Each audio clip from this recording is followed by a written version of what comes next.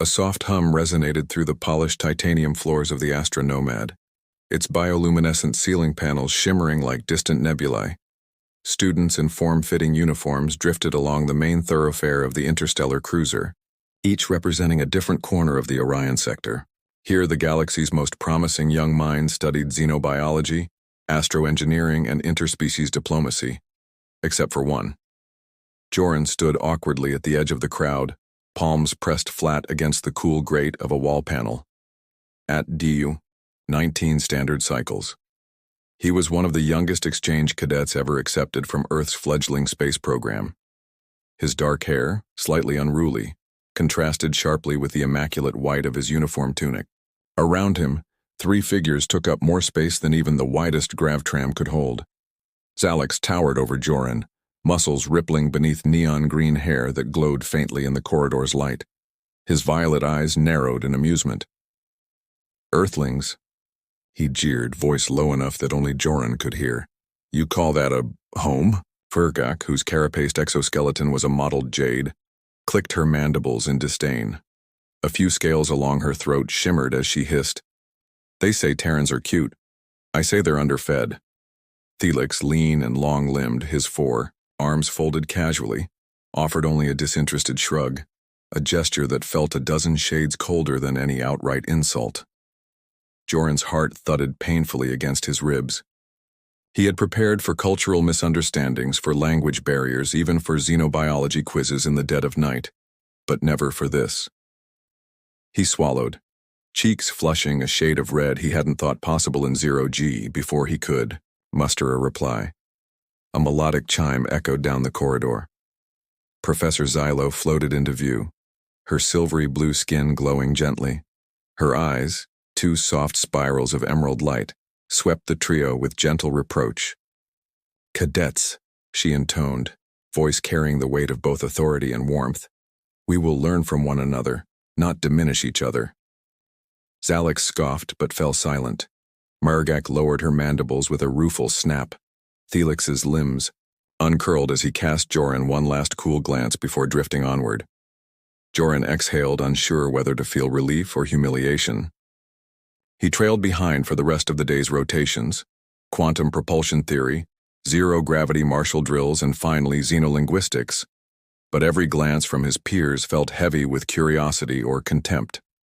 In every mirror-like bulkhead, he caught sight of himself, tiny, trembling, and alone. That evening, the communal study deck glowed in shades of violet and rose as holoscreens floated in midair. Joran tapped through reference images of Earth's rainforests, its crowded cities, its mountains and oceans. He longed to show his classmates the wonder of his home, its rain-slicked streets, its endless skies, the way the sun glinted on human cities at dawn. Across the deck, Zalex, Mergak, and Thelix clustered around a table etched with star maps. They laughed quietly, referencing primitive planets and wasteful atmospheres. At one point, Thelix leaned back so far in his chair that it floated on its back 2 meters off the deck. Joran's stomach knotted. He steeled himself and approached. "You should visit someday," he managed, voice steadier than he felt. "Earth's forests. They're alive in ways you've never imagined." Zalex looked up, eyebrow arched. "Live what? Rocks don't breathe, moss doesn't glow," Mergak cut in. "Do tell us, Earthling. Is that when the trees start throwing fireballs?" Joran hesitated. A flicker of hurt passed through his chest, but he refused to back down. "No," he said quietly. "But they respond to your touch, your words. You can't conquer them with weapons." The bullies exchanged smirks. Professor Xylo, observing, from across the deck floated over once more. "Thank you for sharing, Joran," she said, her tone encouraging. "Tomorrow you'll all see for yourselves." Joran's stomach fluttered. Hope and dread twisted together. He trusted the professor's words, but what awaited them on Earth was still an unknown realm of green and blue. Late that night, in his small berth, Joran traced the lines of Earth's continents on his holomap. Somewhere down there lay the great rainforest, vast, humid, and untamed. He slipped into sleep, imagining fronds brushing against skin, the hum of insects like a million tiny stars. and in the silent corridors of the astronomad, somewhere beyond the docking bays and the labs, the class manifest blinked once, twice, then glowed a brilliant emerald. Field trip assignment, Terra, Earth. Commence planetary descent in 24 hours. Joran woke with a start. Tomorrow he would lead the very students who had mocked him into the wild heart of his home world. His pulse raced, not just with fear, but with the promise of proving that Earth was more than their jokes. It was alive, and tomorrow they would all find out why. The descent pod shuddered as it pierced Earth's atmosphere, the heat shield glowing molten orange against the night sky. Joran pressed his forehead to the transparent viewport, watching streaks of cloud and starlight whirl past. Below, the great rainforest stretched like an emerald ocean, its canopy shifting with hidden life. Beside him, Zalex's nostrils flared. "It smells damp," he muttered, voice tight. Mergak's jade carapace rippled with unease, and Thelix flexed each of his 4 arms as though to ward off an unseen threat. The pod's retro thrusters fired, and the cabin erupted in muted vibration. With a final shudder, they touched ground, soft humus yielding beneath their boots. The hatch released with a hiss, and the students stepped out into a world of living green. First impressions, a warm breath of air washed over them, heavy with moisture, humming with insect calls that rose and fell like alien music. Towering trees arched overhead, their giant leaves dripping dew. Bioluminescent vines curled around trunks, pulsing softly even in daylight. Joran lowered his gravity boots to Earth normal and felt the satisfying give of loam beneath his soles. He closed his eyes, inhaling deeply, the scent of damp earth, flowering orchids, and something wild he could not name. Zalex stalked forward, boots kicking up loamy soil. He bent to examine a fern frond, fingertips brushing its fuzzy underside. It quivered almost in greeting, and Zalex jerked back, eyes wide. "It moved," he whispered. Mergak crept toward a thicket of orchids whose petals glowed violet. She reached out a clawed hand. The flowers gently recoiled, then settled back, as though deciding she was harmless. Mergak's mandibles clicked, an inquisitive sound, not mocking. Thelix, ever the skeptic, idly prodded a rotting log. When a cluster of phosphorescent mushrooms erupted in a silent flash, he leapt back so sharply he nearly toppled over. A nervous chuckle escaped his lips. Guided by Joran led the way down a narrow path dappled in shifting shadows. "Stay close," he urged softly. "The jungle here is alive in ways you haven't seen." He pointed to a trailing vine studded with blossoms. "These are nightburst. During the day they look wilting, but at night they open and release spores that light up the undergrowth." His classmates leaned in, curiosity overcoming their earlier scorn. Thelix tracked the vine tip to root, marveling at how its tendrils gently probed the soil for moisture. "It's probing, like it's feeling its way," he observed. Joran nodded. "Exactly. Every part of this forest is part of a network. It communicates through spores, through root contact, even through tiny electrical impulses in the sap." A moment of wonder, they crested a small rise, and the rainforest canopy opened onto a hidden glade ringed by standing stones of ancient, moss-clad rock. In the center gleamed a pool so clear that the stars reflected in its surface. Joran knelt and dipped a gloved hand in. The water rippled with luminescent plankton that trailed glowing tendrils around his fingers.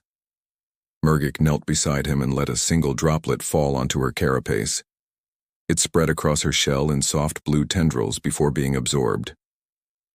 She let out a low, reverberating hum, a sound of delight. Zalex and Thelix sank to one knee at opposite sides of the pool. Neither spoke. Both gazed in astonishment at their mirrored reflections framed by the moonlit foliage. Shifting attitudes as they sat in the silent embrace of the glade, the earlier tension dissolved. Zalex turned to Joran, voice softer now. "You weren't lying. Earth, it's alive." Thelix reached out, touching a star-shaped fern that brushed his palm with surprising gentleness. I thought it would be dangerous, he admitted. But it's beautiful. Murgak traced glowing spores drifting above the water's surface. I feel peaceful, she murmured. Joran allowed himself a small, proud smile. There's so much more to see, he said. Tomorrow we'll explore deeper. As the field trip, Pod's emergency beacon chimed softly, signaling them to wrap up. None of the bullies balked. They rose in unison, their earlier jeers forgotten, replaced by an eager anticipation for what the rainforest would teach them next. Together, they retraced their steps toward the waiting pod, each carrying the spark of wonder that only Earth could ignite. Dusk fell over the rainforest like a velvet curtain, and the hidden glade transformed once more. The standing stones faded into silhouettes beneath the rising moon, and fireflies wove golden threads through the heavy air. Joran guided the group to the edge of the crystalline lake, where phosphorescent plankton pulsed in rhythmic waves.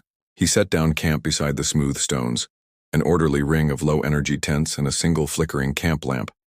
Zalex and Thelix unpacked supplies, compact nutrient blocks, water canisters, and standard-issue energy shields. Murgak arranged, her gear mechanically, eyes darting nervously among the trees. Joran fanned the camp lamp with calibrated care, coaxing it to a soft, steady glow that would neither startle nor harm the forest's denizens. Shadows among the vines no sooner had they settled than a low rustling rose from the undergrowth. Joran paused, hand still on the lamp's crystal core. The others exchanged uneasy glances. At first the movement seemed innocuous, mere wind through ferns. Then tendrils of luminous vines slithered across the forest floor, their tips brushing against tree trunks and camp ropes as if testing for trespassers. Murgak hissed, raising her stun wand. "Back, stay back," she warned, voice tight. But as she powered the weapon, the beam sputtered and died, its energy core flickering out. Thelix tapped his own device. It too powered down, lights dimming. "All of our equipment, weapons, shields are going offline," he shouted. Nature's countermeasure. In the pale glow of the lamp, the vines revealed their true size, thick as a cadet's arm, branching into countless tendrils. They slithered up trees and stretched toward the camp, curling around tent poles tightening like living ropes. A chorus of soft creaks and crackles filled the air as the ground itself seemed to pulse beneath their advance. Zalex unsheathed his vibro-edge blade, its humming steel an attempt at intimidation. He swung at a protruding vine, only to have it coil through the blade's arc, severing a branch rather than the plant. Sparks showered his gauntlet as the vine's skin discharged a subtle but effective electrical countershock. The forest, it seemed, was defending itself. Joran's calm in the storm. As panic rose among the bullies, Joran stepped forward, arms open and palms raised. "Wait, don't attack," he called, voice calm. "It's not trying to hurt us. It's warning us." The vines paused, almost in response. In the hush, Joran knelt and touched the damp earth, letting his fingers sink into the loam. He closed his eyes and whispered, "We mean no harm. We come as learners, not conquerors." A single vine loosened its grip on a tent pole and slithered toward him, coiling gently around his wrist, an almost tender gesture. Joran remained perfectly still, feeling its subtle pulse. When he opened his eyes, they were reflecting the forest's bioluminescence. A fragile alliance encouraged by Joran's example, Zalex lowered his blade. Murgak carefully deactivated her stun wand, sliding it back into its holster. Thelix retrieved his device and set it aside, its lights blinking out in solidarity. Together, they stepped toward Joran in a loose semicircle. The vine around Joran's wrist released him and drifted back toward the undergrowth as if beckoning.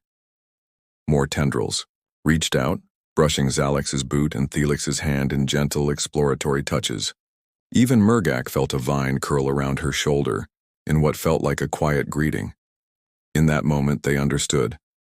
Earth's flora was not a passive backdrop, but a conscious participant. It responded to aggression with barrier and defense, but to respect with openness and curiosity. Bonds forged in green under the moonlight. The students formed a circle at the lake's edge. Joran spoke softly. These plants protect themselves because they know what we can do, but they also share, if we show respect. He picked a single luminescent mushroom and held it aloft. A gift from the forest. Zalex reached forward and accepted it reverently, feeling its gentle warmth. Murgak inhaled the mushroom's faint, spiced aroma. Felix broke a fragment off to taste its sap, sweet and earthy. As the forest's bioluminescence pulsed around them, the students sat in companionable silence. Weapons were forgotten. Fear gave way to fascination. And Joran, once the smallest and most mocked, had guided them past conflict into harmony. By the time they returned to their tents, the vines had retreated into shadow, leaving the glade peaceful once more. The bullies, humbled and awed, carried new wonder in their eyes, proof that sometimes the fiercest defense can teach the greatest lesson. Dawn broke in a soft violet haze over the rainforest canopy, and the forest awoke in a gentle crescendo of bird calls and rustling leaves. The camp lamp's glow had long since faded, replaced by shafts of sunlight that danced through the mist. Joran emerged from his tent first, the soil soft beneath his boots. He inhaled the humid air, savoring the forest's dawn chorus. Zalex was already awake, perched on a mossy log, arms resting on his knees. He watched a family of iridescent hummingbirds dart among blossoms, their wings humming like distant engines. I never thought I'd find this peaceful, he admitted, voice low. Back home, peace was earned with a blade. Next to him, Murgak gently coaxed a floating spore cluster into a woven basket. Her exoskeleton shimmered in the morning light. These spores, she mused, carry messages. They let one plant warn another of predators. She turned to Joran. Your world taught me that communication isn't always words. Felix joined them, cradling a vine sapling in his forearms. I pruned a few overzealous tendrils last night, he said. I realized it's like tending a symbiotic partner. You can't force it. You guide it. He planted the sapling beside the log, pressing earth gently around its base. Shared stories around the flame. As the group gathered around a rekindled campfire, this time using biogel fuel that mimicked natural wood smoke, Professor Xylo arrived with a tray of steaming nutrient tea. She smiled at the sight. 3 once scornful cadets now seated in camaraderie. Today you will each share a story from your homeworld, she announced, her spiral-patterned eyes soft with approval. Let the forest hear your histories. Zalex spoke first. He described the basalt canyons of Vorga 9, where windstorms carved sculptures in the rocks and storms were rites of passage. Our people learn resilience, he said, but I've never felt the strength that comes from gentleness. Until now. Murgak followed, recounting the bioluminescent reefs of Salcor, where coral colonies communicated through flashes of light and pulses of warmth. We learned to read colors as conversation, she explained. Here the vines taught me that even silence can speak volumes. Felix's tale was of the iron rains on his home moon, Erikes, where acid clouds hammered the surface in crystalline torrents. We built shelters of reinforced steel, he recalled. Survival meant distancing ourselves, but this forest shows me that life thrives when you embrace vulnerability. Finally, Joran spoke. He shared childhood memories of Earth's music festivals, where humans gathered under open skies, dancing in unison to rhythms passed through generations. On Earth, he said softly, we learned that unity grows from diversity. Everyone brings a note to the song. The forest's response. No sooner had Joran finished than the nearby vines began to sway in time with the breeze, and with each other, as if performing a slow, deliberate dance. Leaves shimmered in patterns echoing the cadets' stories, fiery, orange pulses for Vorga 9 storms, soft blue glows for Salcor's reefs, and staccato flickers for Erikes's acid rains. Professor Xylo watched in awe. The forest has accepted your stories, she whispered.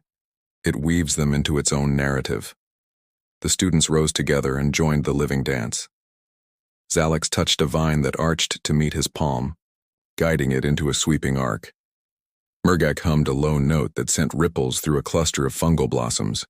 Felix's sapling bent lightly in deference to his hand, and Joran stepped among them, leading the cadence. In that moment, human and alien, plant and person, past and present, everything moved as one living symphony. A promise forged in green. As the dance ended, the forest fell silent once more, but its energy lingered in the air. Professor Xylo laid a gentle hand on each of the cadets' shoulders. "You have learned the most vital lesson," she said. "True strength lies not in domination, but in understanding and respect." Zalex exchanged a glance with Murgak and Felix, a silent accord forming between them. Joran smiled, feeling the weight of their earlier mockery dissolve completely. Together they packed their gear, careful to leave no trace behind. Before boarding the descent pod, each placed a small token of their culture at the edge of the glade: a smooth obsidian shard from Vorga 9, a glowing coral fragment from Salcor, a twisted metal coil from Arakes, and Joran's own gift, a tiny music box playing a human lullaby. As the pod's hatch closed and the engines hummed to life, the rainforest stood watch, its leaves shimmering in farewell. The cadets took one last look at the living world they had once underestimated and now carried within them the promise of harmony wherever they roamed.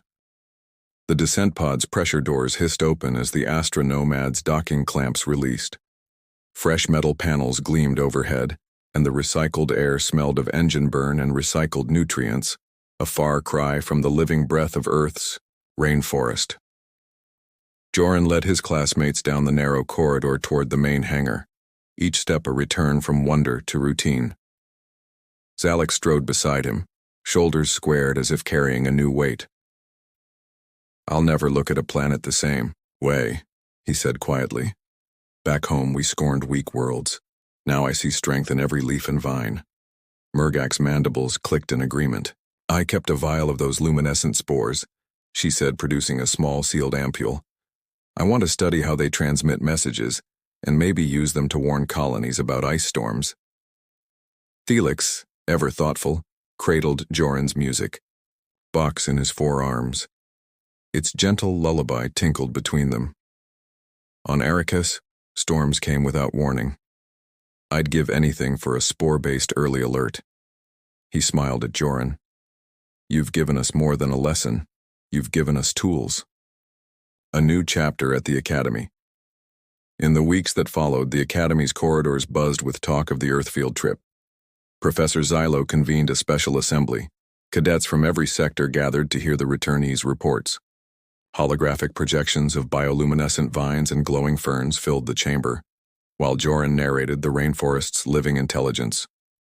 "I came expecting hostility," he admitted, "but found that every organism here is part of a conversation, if you know how to listen." Zalex stepped forward, holding up a preserved fern frond encased in a transparent sphere. "This plant taught me that resilience isn't only in defense, it's in letting go of aggression." Murgak demonstrated a spore communication network, sending colored pulses across a cluster of suspended nodes. The audience gasped as the lights flowed from one point to another in rhythmic patterns. Felix, with a flourish, released a barrage of micro-drones coated in sapling seed pods.